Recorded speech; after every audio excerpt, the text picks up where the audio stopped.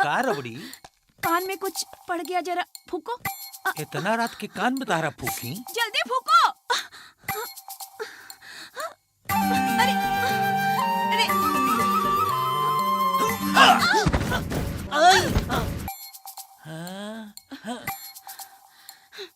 फूकने को बोला, चुमने को नहीं। तो फूकते रहो नहीं। हाँ अरे नाक में घुस गया।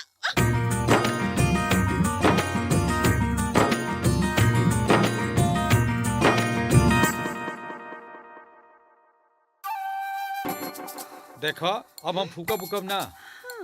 लाज नहीं क्या बस जा तो ना जा, इतना रात के फुकवावे आ गेलू।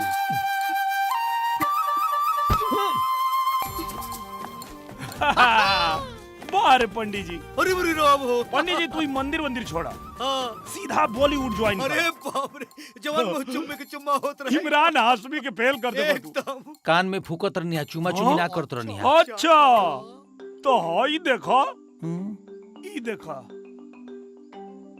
ई देखा तारम कान का भाई? बाप रे बाप। फूका थवा के चुमा थवा। ये जजमान पूरा जजमान का जियान हो जाई। अच्छा एके डिलीट कर दी लोगी। अच्छा हाँ। ए पार्टनर, हाँ उपाय बताओ कैसे डिलीट होई। तो चरित्रहीन पंडित जी, मामला एकदम सॉल्व हो जाई। समस्या ज्यादा ना बा, उपाय एक बतावत हिम तो के। हमारा पार्टनर के बियाह नहीं खे करेगी। अब चाचा के तू कैसे मैनेज करबई? तोहार लुकआउट हमने के ना। हम चाचा के मैनेज कर दे। हाँ खाली हमारा जजमनिका के ध्यान रखिए। एकदम जजमेंट तो गई था। तू चिंता मत कर, बस तू अपन काम कर। एकदम चाचा के मैनेज कर हमार काम बा। करबो ना पक्का? ए पार्टनर जी। इनकरा कान पे फूको। इधर आइए। सुकुर सुंड भुकुर भुन।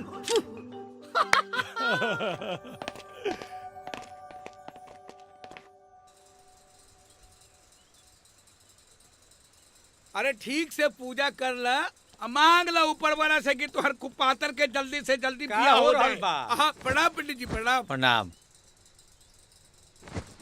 अब का सवेरे या का शाम, और कब कुंडली में नक्षत्र बदल जाई आदमी के हाथ में है ये नहीं खे।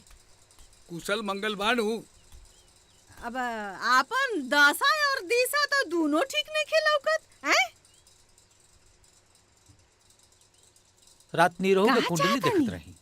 रात के 12 बजे ले देखनी, सीधा शुक्र के प्रवेश बा। अभी ले जौन शादी ब्याह तय के लिए बनी सब कैंसिल करी। लड़का के फॉरेन यात्रा बुझाता।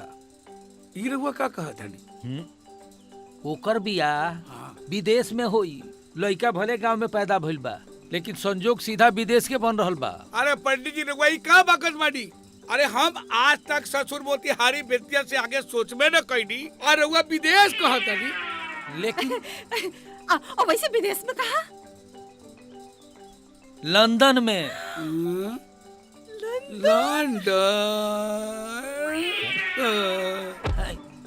अरे जुत्ता सुन, हाँ जुत्ता जुत्ता। अरे तोरा नानी के सांप काटो।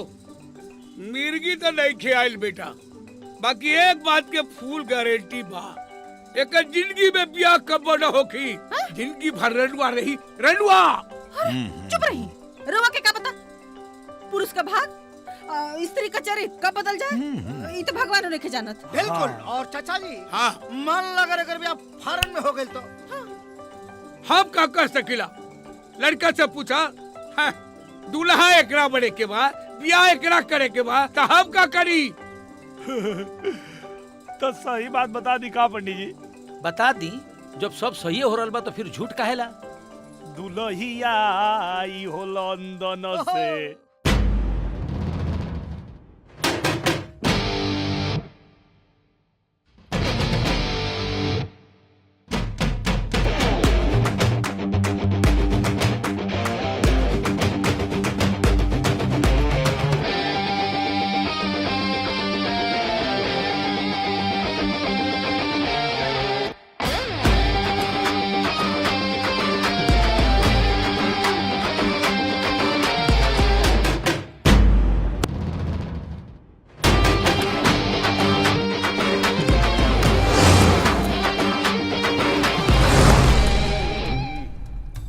क्या बोला?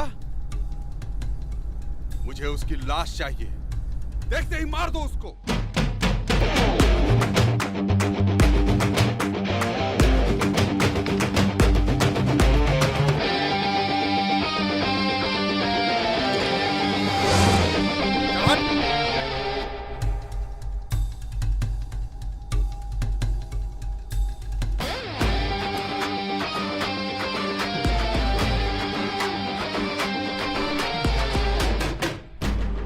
Stop.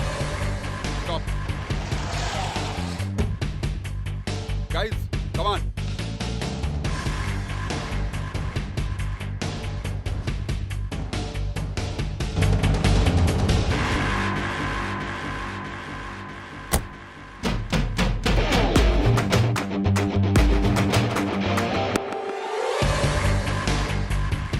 Wow.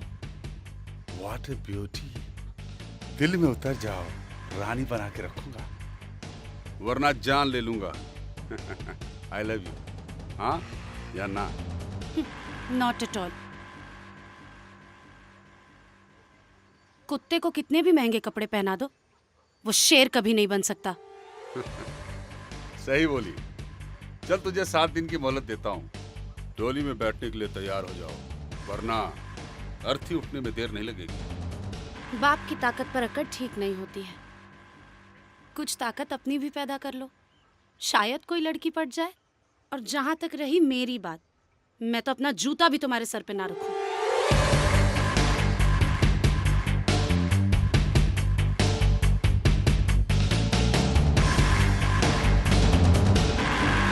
मिर्ची मिल जाए तो चबा चबा के खाएंगे, चूल्हा जलाने वाली नहीं, हम पे हुक्म चलाने वाली चाहिए। Let's go guys.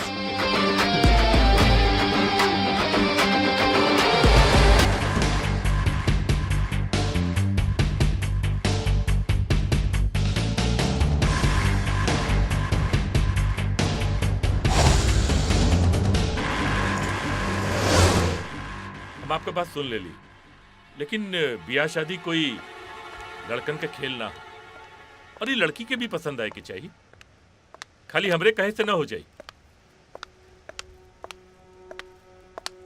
सड़क पर बदतमीज नियर लड़की के छेड़ल ठीक ना हो खेला। के छेड़लस तो रखे उहे अंकल के बदतमीज लड़का प्रभात। ओकरा के छेड़छाड़ ना बेटी, प्यार कहल जाला। वैसे भी बेटा के जीत बाप के शान बा।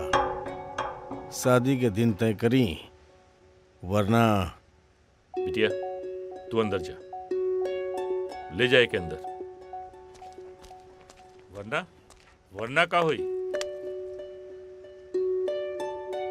वरना ताकत के आजमाइश हुई। अपन बेटी के संभाल के रखी और हम अपन बेटा के। पर ई देश में देसी पहलवान के बा, वो पता चल जाए। इस सवाल के जवाब खुद ढूंढी लोगन। और वैसे भी हम कौनो भी सवाल के जवाब पहले निकाले ली और सवाल बाद में। शादी की तैयारी करी। जय राम जी की। और सुनी, शादी की तैयारी धूमधाम से होके के चाहिए।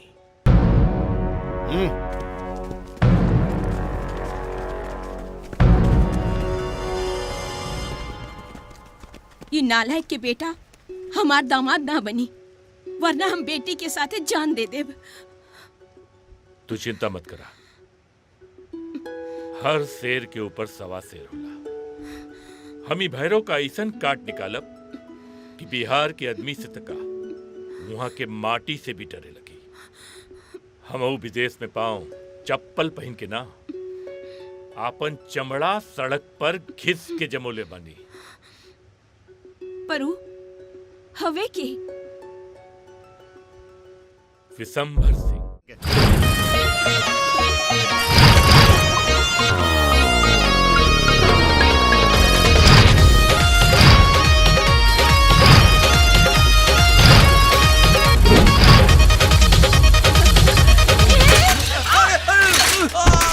ही भगवान, का रे आँखें में गोबर डाल के साइकिल चलाता है? तुमको अगल बगल नजर नहीं आता है? माफ करती मैडम, का गलती से हैंडल चकमका गई। तुम्हारी गलिया पे अपना हाथ चकमकाए का हम? आए मैडम, खाली वही बेचारा के गलती बा का? नहीं तो का बबली के गलती बा? ओ बबी बाबाली। अच्छा ही बताओ, जब हई हाथना हाई वोल्टेज वाला हाई लोजन जला के चलब तो कहीं ना कहीं सटिए न जाई है। ए भगवान हमके उतना देले बड़न, हम देखा बतानी तो हर छाती कहाँ फटता? हमार साथी क्या करती बटी? हमार साथी नहीं के फटत। हम तो तारा के समझाओ तनी कि चीनी के बोरा का मुंह खुला रही तो चीटी घुसिए न जाई। जाना अपन काम कर।